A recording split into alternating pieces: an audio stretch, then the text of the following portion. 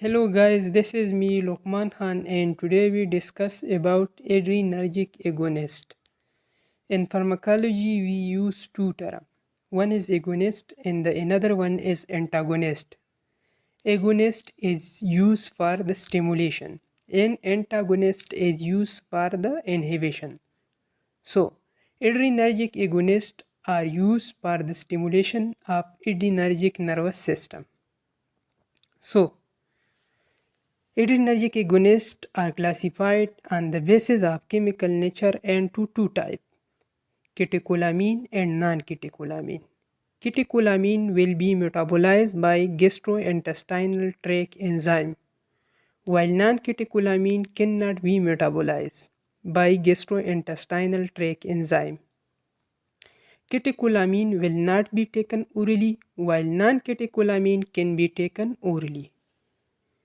Catecholamine only given in intravenous form, while non-catecholamine can be given intravenous form.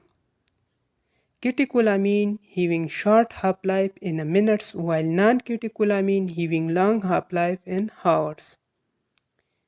Catecholamine can be given in continuous infusion form, while non-catecholamine can be given once a day, once time in a day, or twice a day, 2 times in a day, or 3 times in a day.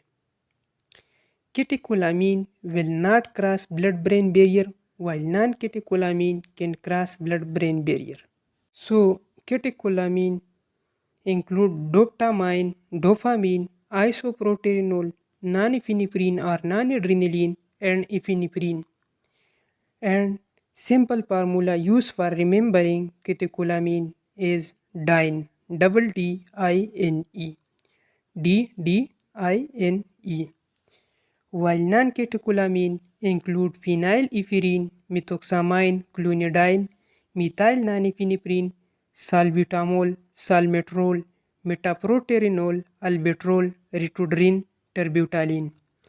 And the simple formula for remembering non-catecholamine is PMCM SMART, double S M-A-R-T SMART. So PMCM SMART, double S S S M A R T SMART.